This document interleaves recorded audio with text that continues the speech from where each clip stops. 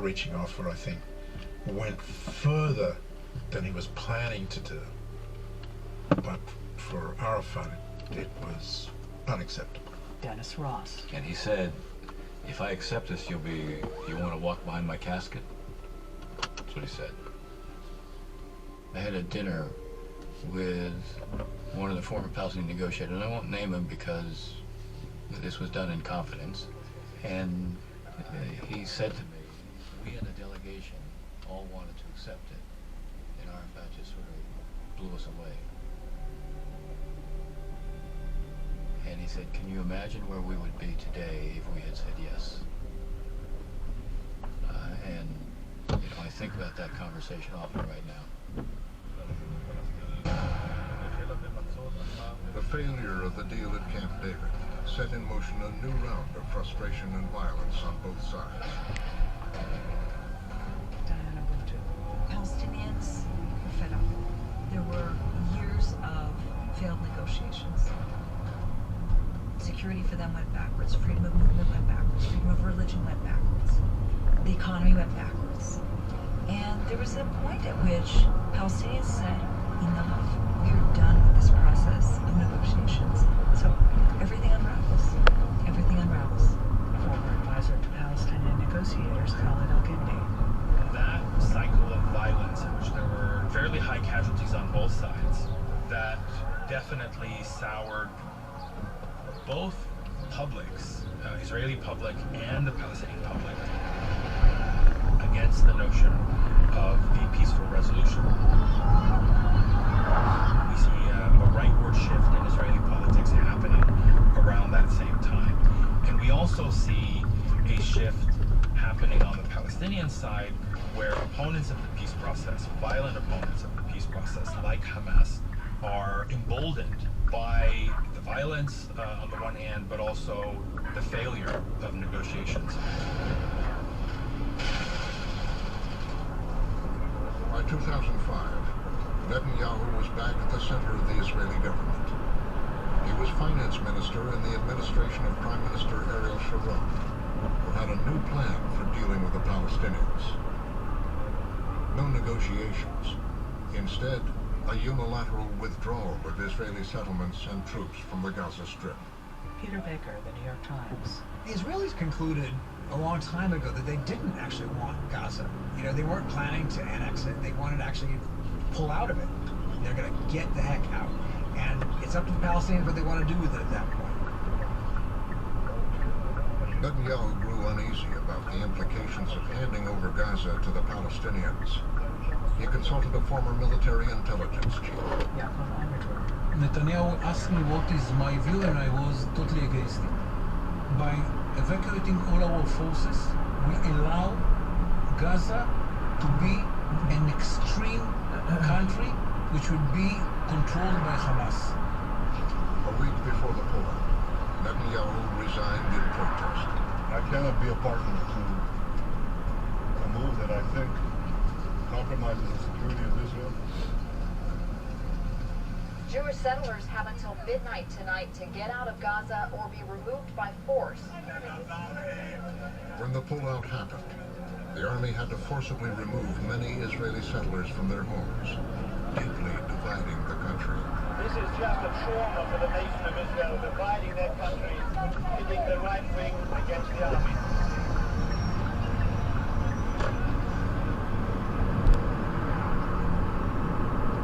In Washington, President George W. Bush had been pushing the Palestinians to quickly take advantage of the moment and hold democratic elections. Mr. President, we will work with you to help realize the dream of a free and democratic Palestine. The Bush administration threw its support behind the Palestinian leader Mahmoud Abbas, who'd taken over since the death of Yasser Arafat. Welcome back to the White House. Abbas and his Fatah party were unpopular among many Palestinians, who saw them as corrupt and ineffective. Hamas decided to run against them. In 2006, when Hamas runs, they run a disciplined campaign. The slogan was, we'll provide good governance. We'll fight corruption. And Islam is the answer. That's how they ran. It was open, free elections which were promoted by the United States of America, not by us. We didn't like the idea. But under the pressure of the Americans, we did it. And Hamas won. The sweeping victory by Hamas is being described as a political earthquake. Already there are gunshots being felt in Gaza. Hamas's election victory in 2006 was a surprise to everyone, including Hamas. Hamas was designated by Israel, by the United States, and by many European countries as a terrorist organization. So this was not a government that they could deal with. Showed the fraught consequences of a democracy agenda. Sometimes democracy doesn't lead to the results you actually want. As we've been reporting here, there's been a bloody and violent takeover of power in Gaza. Having won the election in Gaza, Hamas soon took complete control, driving out its rivals in a violent civil war. Mahmoud Abbas's Fatah party retreated to the West Bank city of Ramallah. Gaza would be Hamas's stronghold. Gaza becomes a fortress for an organization whose founding charter talks about killing Jews and eliminating Israel. They are now not just a terrorist organization in Gaza, but the governing organization in Gaza. And that means that the Israelis have to figure out how to deal with that. The Emirates crossing point between Gaza and Israel is now barred to almost all Palestinians. The Israeli government imposed a blockade on Gaza. It said it was trying to stop the group from bringing in weapons and prevent its fighters crossing into Israel. The civilian population are facing increasing desperation and misery. But it also trapped the population. Israel says that Gazans will not starve on a more basic diet. Khalid Al-Gindi. The notion that you could keep 2 million people locked up indefinitely with no real economy, who are entirely dependent on Israel opening and closing the border to allow movement of goods and people in, where majority of people are now impoverished, I think was not only absurd, but also quite cruel. Because it depended on periodic, predictable eruptions of violence that from Israel's standpoint were acceptable. As Netanyahu had predicted, within a year, Hamas was firing rockets and mortars into Israel. Israel responded with airstrikes. It would become a recurring cycle.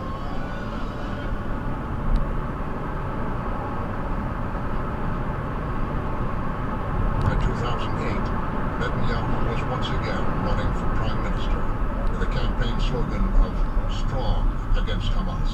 Israeli TV journalist Dana Weiss. He is a great politician, and he has understood the DNA of the Israeli public. He understands that you have to look him in the eye and you have to say, I'll keep you safe. Benjamin Netanyahu appears to have locked up the Prime Minister's office. He was re-elected amid growing fear of Hamas attacks. But during the run-up to his victory, a new president had entered the White House. Netanyahu was concerned. Marvin Cowell. I happened to be on a reporting trip in Jerusalem, and I went into the coffee shop at the King David Hotel. There was one other person there, and it was Netanyahu, sitting in a corner by himself reading newspapers. There was one thing in his mind. Who is this guy, Obama? Who is he? What is he really like? And he wanted very much to point out to me, as if I didn't know it, that Obama's middle name was Hussein, and that his father was a Muslim. What kind of objectivity could this man bring to bear on Israel? From his first day in office, President Obama had set a new tone. His first phone call was to Mahmoud Abbas. He started off by sending the right signals to Palestinians, and I felt that very sincere, because he didn't need to make that phone call. Later, for his first television interview, he chose an Arab TV network. I have Muslim members in my family. I lived in Muslim countries. My job is to communicate the fact that the United States has a stake in the well-being of the Muslim world. It is my privilege to come. And he signaled to Palestinians and Israelis that he wanted to restart the peace process. His history shows us that strong and sustained American engagement can bridge divides and build the capacity that supports progress. In May 2009, he invited Netanyahu to the White House. All right, everybody. Just tell me when everybody's set up. Great. Well, listen, I first of all want to thank Prime Minister Netanyahu for making this visit. Obama took a hard line with Netanyahu. He pressed the Prime Minister on a key issue, stopping the construction of Israeli settlements in the West Bank on land captured in the '67 war and claimed by the Palestinians. Israeli journalist Charlie Charlotte. It wasn't a request, it was a demand. And I think that this shocked Netanyahu, shocked the people around Netanyahu, and sort of gave proof that people had been whispering in Netanyahu's ears that this guy's up to no good. Settlements have to be stopped in order for us to move forward. That's a difficult issue, I recognize that. But it's an important issue. It has to be addressed. Diana Burton. The signal he was sending to the Israelis was one of, I believe that this has to come to an end. They need to hear that they can't build Israeli settlements any longer. There has to be an end to it. For Netanyahu, his first meeting with the president couldn't have gone worse. I think Netanyahu recognized in Obama suddenly a person who was hell-bent on setting up a Palestinian state. Netanyahu advisor Saki Hanegbi. And I remember him coming back from his first meeting with President Obama. Something that tells him that it's going to be a different president. Super intelligent lawyer. He has a vision. It's something in what we in Hebrew call the neshoime. The soul is too cold to be connected to Israel. Once again, Netanyahu was at odds with an American president. Obama's peace efforts over the next few years wouldn't be able to break the cycle of violence that had been raging between Israel and the Palestinians. Israel is carrying out brand new airstrikes in the Gaza Strip today. Two explosions in Gaza, fresh Israeli airstrikes. Sirens warn of another round of Hamas rockets since the fighting began. But Obama would double down. President of the United States, Barack Obama. For 6 months, we have witnessed an extraordinary change taking place in the Middle East and North Africa. In 2011, amid the Arab Spring, he delivered a speech at the State Department that would be remembered for one line. We believe the borders of Israel and Palestine should be based on the 1967 lines with mutually agreed swaps. That Israel should return land it captured in the '67 war to form a Palestinian state was a familiar demand, but one never endorsed so publicly by a U.S. president. Former Israeli ambassador to the U.S., Michael Oren. Became the headline. The headline of the New York Times was, President Obama endorses the '67 borders. The rest of the speech about the Arab Spring went virtually unreported. Now, for Israel, this was a major development. New Yorker editor David Remnick. Netanyahu believes if you have a Palestinian state anywhere approximating the '67 borders, the potential for peace is zero, that the capacity for Israel to maintain its security, even in the state it's in now, will be radically diminished. The White House had not briefed Netanyahu, and as it turned out, he was planning a trip to Washington the next day. Former U.S. ambassador to Israel, Martin Indyk. From Netanyahu's point of view, he was convinced that this was an attempt to ambush him, embarrass him, and put him in a situation where, the president was, from Netanyahu's point of view, weakening Israel's negotiating position by declaring a stance on the '67 lines. And so he was furious about it. When Netanyahu landed, his ambassador could tell there would be trouble. Ambassador Oren.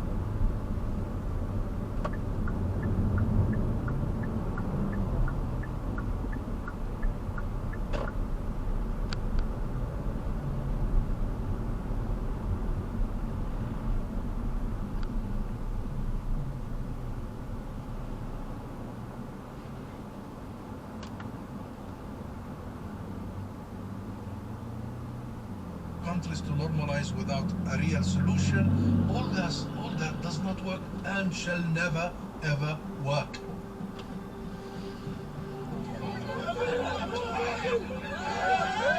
May 2021.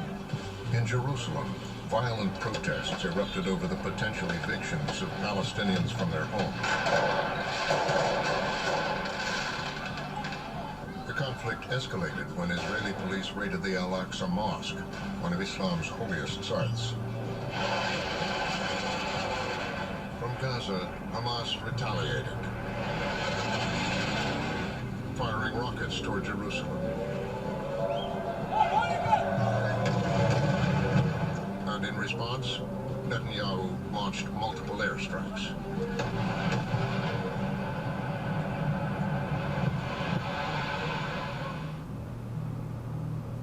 It was just 4 months into President Joe Biden's term, and the Israeli-Palestinian conflict was suddenly front and center. Early in Biden's tenure, he has sort of a test case of what's going to happen in Israel and Gaza region. And the question for Biden as the American president is, okay, what are you going to do about it?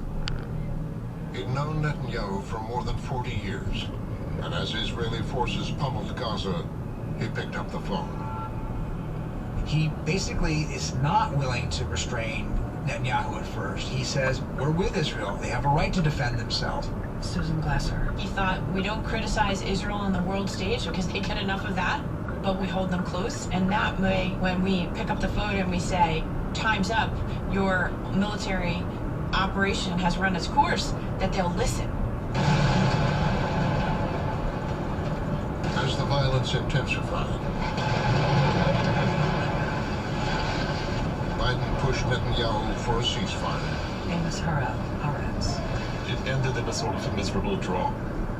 A ceasefire was reached. Netanyahu says, whoever thinks we will tolerate a flow of rockets is wrong.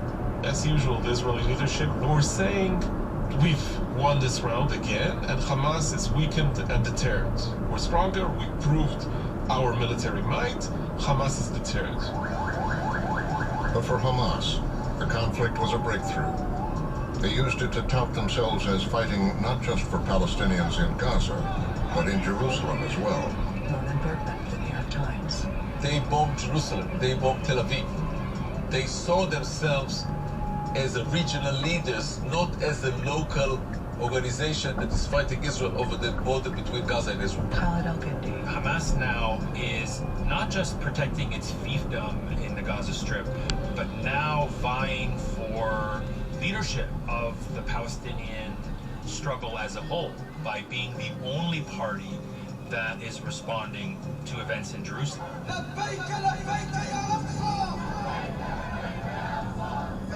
In contrast to the impotence and ineffectiveness of the Palestinian leadership in Ramallah. In the wake of the conflict, a photo of Yahya Sinwar, Hamas's leader in Gaza, sent a foreboding message. What Sinwar did, which was quite interesting, is take a picture of him sitting on an armchair. The destruction around him was quite clear. This was saying, okay, you're maybe stronger right now, but I haven't lost anything. I'm willing to go for another round whenever I choose.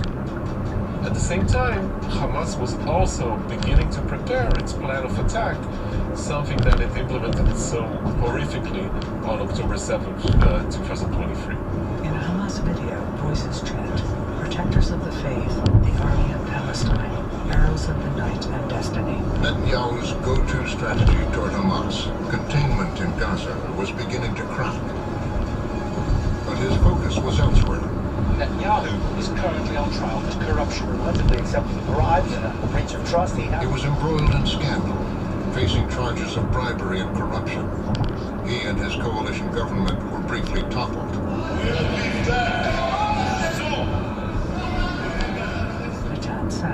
His own personal affairs lead eventually to 3 different indictments on criminal charges, including bribery. Charges that he has always claimed are bogus and are intent to persecute him. To regain power, Netanyahu courted Israel's most extreme parties. And so for Netanyahu, he felt, I have no chance but to go to the right, even the very far right. Even parties on the extreme far right that his own Likud party had always shunned. Amos Harel. Some members of Likud warned him that this would be very dangerous, that the whole government would take a very dangerous ideological direction. Prime Minister Benjamin Netanyahu has inaugurated the most far-right government in the country's history. Recently re-elected and now the head of a new far-right government, Controversial plans to overhaul the justice Netanyahu started pursuing a dramatic overhaul of Israel's judicial system that would weaken the court's power over the executive branch. It was a sudden outpouring of rage. Protests erupted across Israel. Peter Baker, we see hundreds of thousands of Israelis in the streets, which is pretty amazing for a country of just 10 million people. And they're there week after week after week protesting Netanyahu's efforts, which they see as a threat to democracy. They see it as a power grab by the prime minister. He's facing trials for 3 different counts of corruption, and for him it was a life or death moment. He needed to change Israel's legal system so he could somehow stop the trial. That led to, I would say, the biggest wave of protest in the history of the country, and probably the most severe political crisis and social crisis in the history of the country. Looking at this now, after October 7, that seems like a sweet dream for Israelis. But back then, it was the country being on the brink of civil war. Inside Netanyahu's government, intelligence officials worried that the political unrest was leaving the country vulnerable to its enemies. In many meetings, the chiefs of Israeli intelligence warned Netanyahu that the political crisis and its effect on the military are perceived by Israeli enemy as the time to take more aggressive initiative against Israel.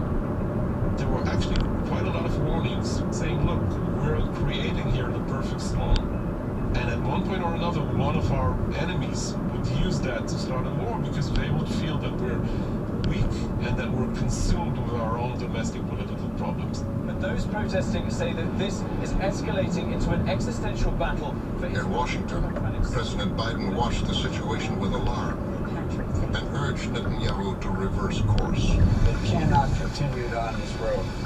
And I've sort of made that clear. I'm hopefully the Prime Minister will act in a way that he can try to work out some genuine compromise, but that remains to be seen. The president's meeting with Crown Prince Mohammed bin. For Biden, the unrest in Israel threatened to disrupt a plan he'd been nurturing to take the Abraham Accords to the next level in the Middle East.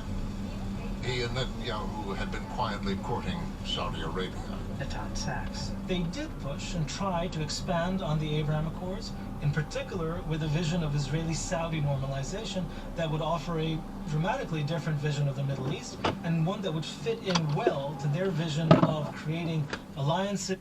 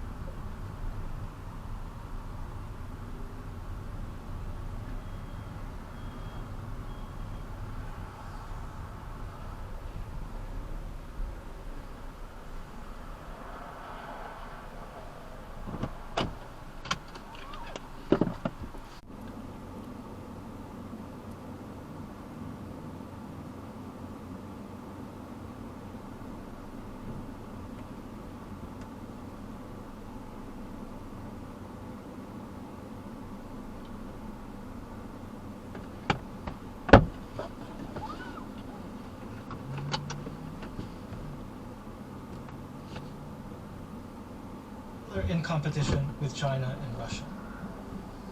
By late September 2023, a deal was taking shape.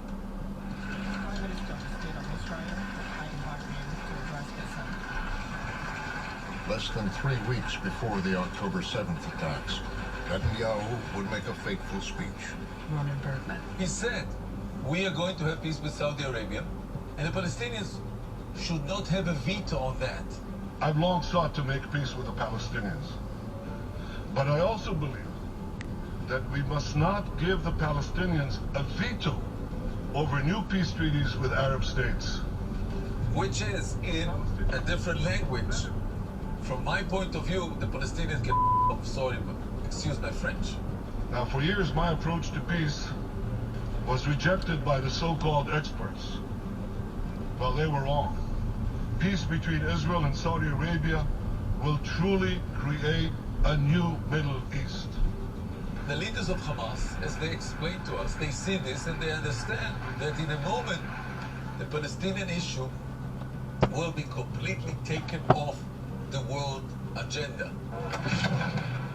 Now, they came to the conclusion, a jihadist conclusion, of blood, of murder, of massacre.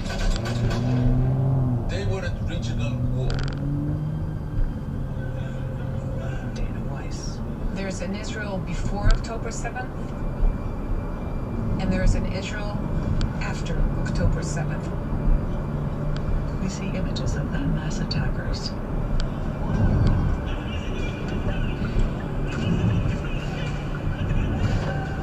The barbarity, the hate, the raping, the burning, the killing of children, the ruthlessness, those atrocities are second only to what the Jews met in the Holocaust.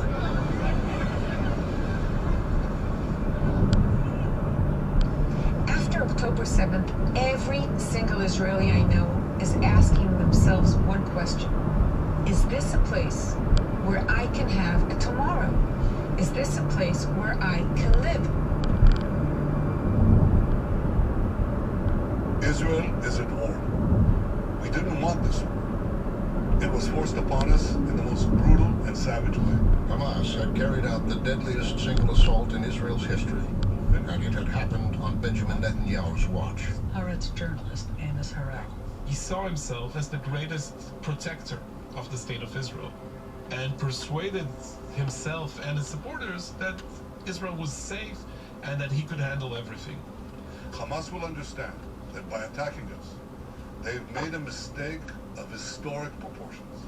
He would manage the Palestinian conflict without attempting to solve it. He would keep Hamas as an enemy entity, but a weak one. The problem, of course, is that he refused to accept the fact that actually some of his actions were pushing Hamas in the worst direction possible. Israel will win this war. And when Israel wins, the entire civilized world wins.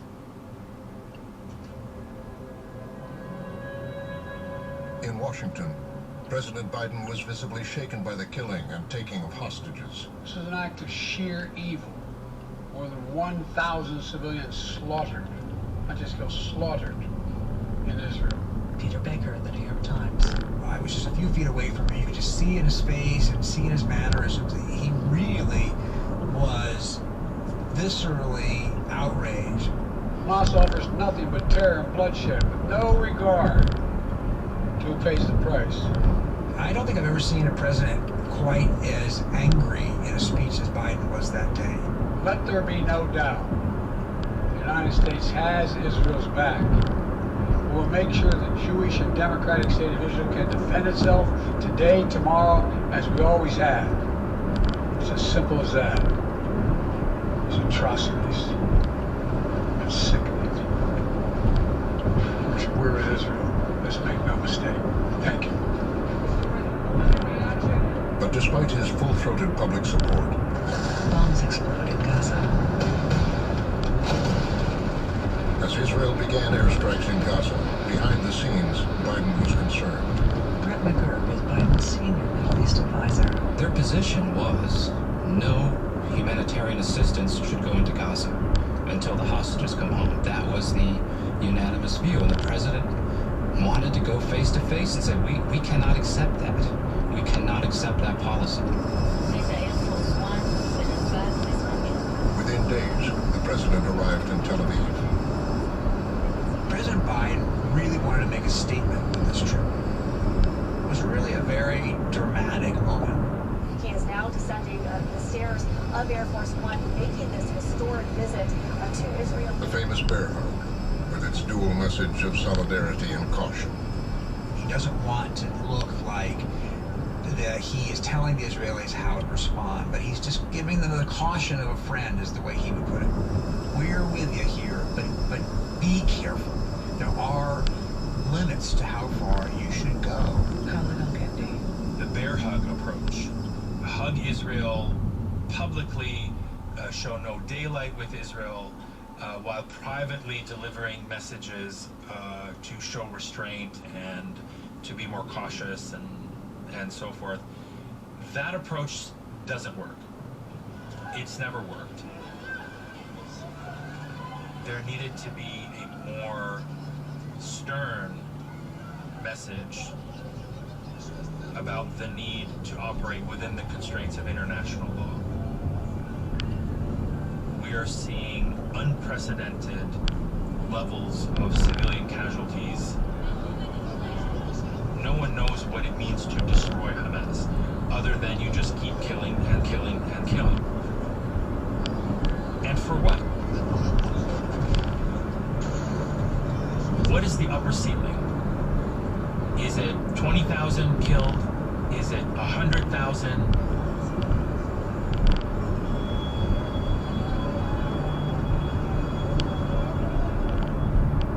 What is the upper limit? A young boy says they bombed an entire street with the residents still inside.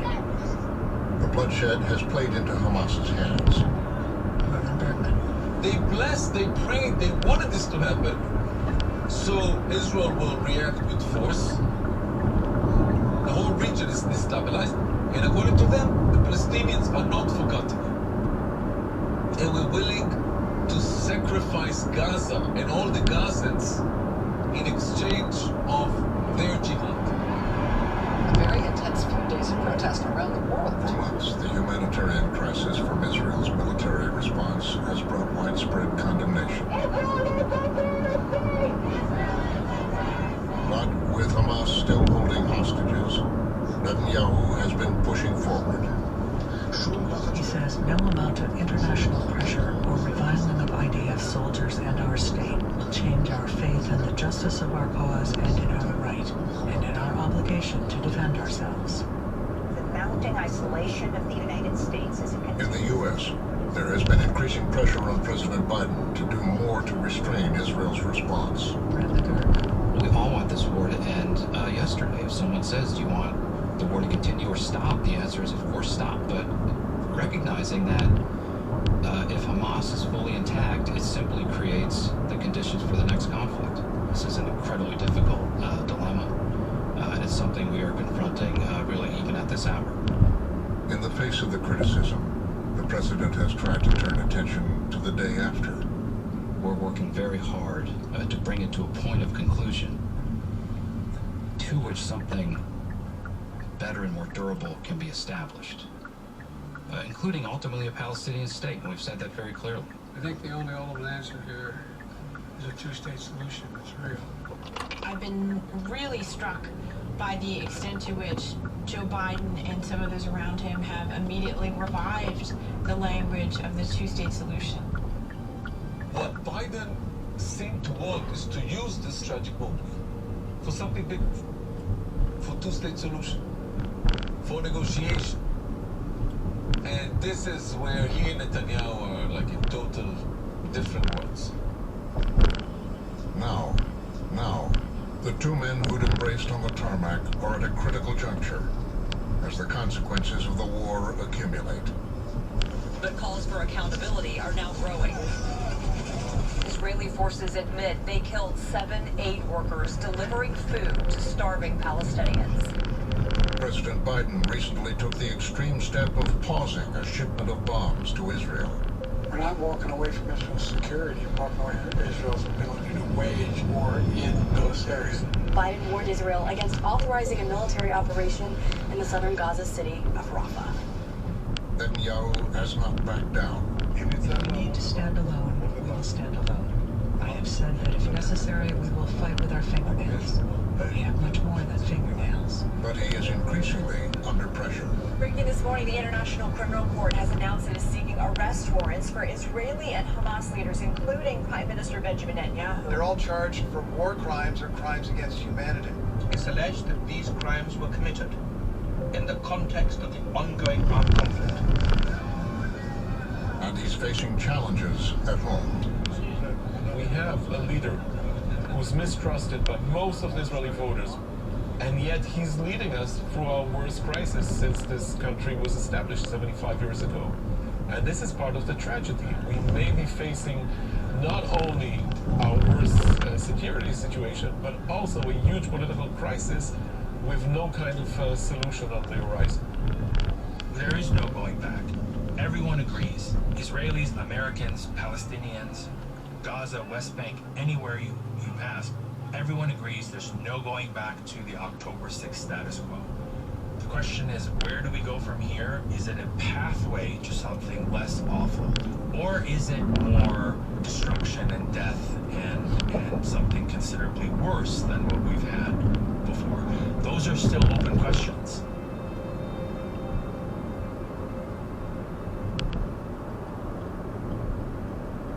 Go to pbs.org/frontline for more of our coverage of the ongoing conflict, including extended interviews. Is this a place where I can have a tomorrow?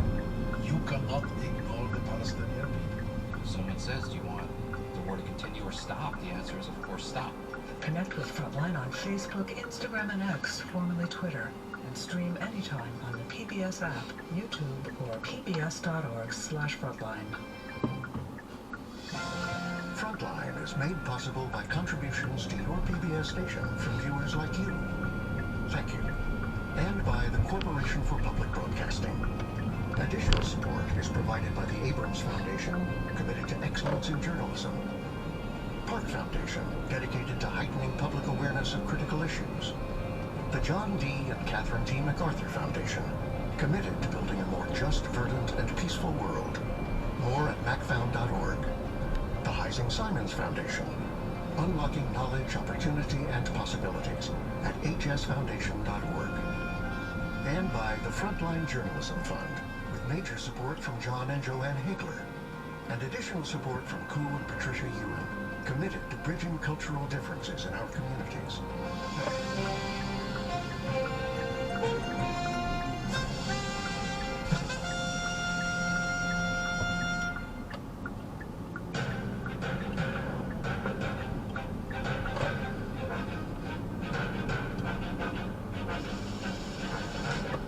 Netanyahu, America, and the Road to War in Gaza was directed by James Jacoby, written by Anya Borg and James Jacoby, produced by Anya Borg and Lauren Azell Kinlaw, and co-produced by Christina Avalos and Chris O'Coin.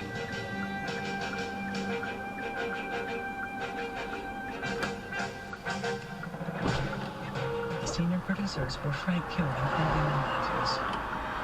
The managing editor of Frontline is Andrew Woods. The editor-in-chief and executive producer of Frontline is Rainey Aronson-Rath.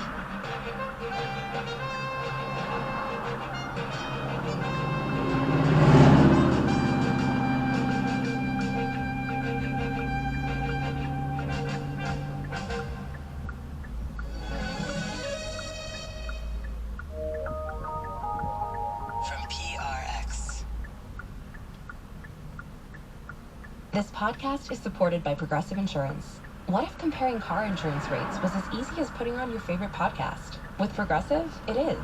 Just visit the Progressive website to quote with all the coverages you want. You'll see Progressive's direct rate. Then their tool will provide options from other companies so you can compare. All you need to do is choose the rate and coverage you like. Quote today at Progressive.com to join the over 28 million drivers who trust Progressive. Progressive Casualty Insurance Company and affiliates. Comparison rates not available in all states or situations. Prices vary based on how you buy. From New York Times, I'm Nicole Ball. This is The Daily.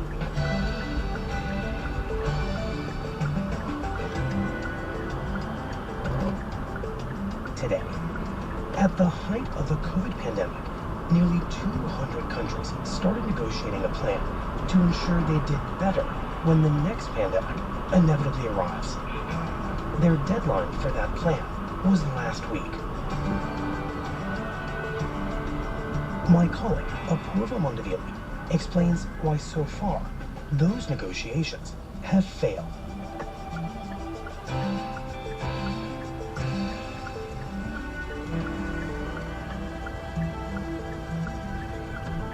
It's Thursday, June 6th.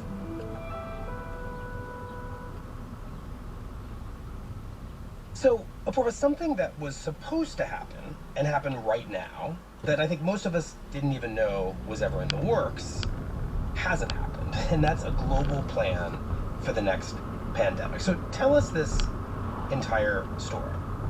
Think back to 2021, the very worst days of COVID, when we had thousands of people dying in the US and in the rest of the world.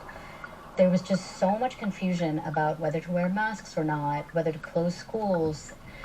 And it was very difficult to think what any country should do. Right. And so in the middle of that chaos and confusion, the Eagle has landed. Carrying the hopes of a country, the first shipment of coronavirus vaccines reached Australian skies. We did get the vaccines. So you're watching right now history being made. One of the first people in the entire country right here to get dose number 2 of the Pfizer vaccine. And all of a sudden, there was this hope. But the thing is that those vaccines were really mostly available in the richer countries. Parts of Asia and Latin America have recorded a spike in COVID fatalities amid medical supply and vaccine shortages. Few people in Africa have been vaccinated. Some countries don't have any vaccines at all. So we in the United States and a lot of countries in the European Union and some of the other high and middle income countries had the vaccines. Rich countries have enough doses to vaccinate everyone nearly 3 times over, whilst poor countries don't have enough to even reach health workers and people at risk. But elsewhere in the world, there were no vaccines, really. It became obvious to some low and middle income countries that they were not going to do very well in this pandemic. There were all these advance purchase orders from the richer countries.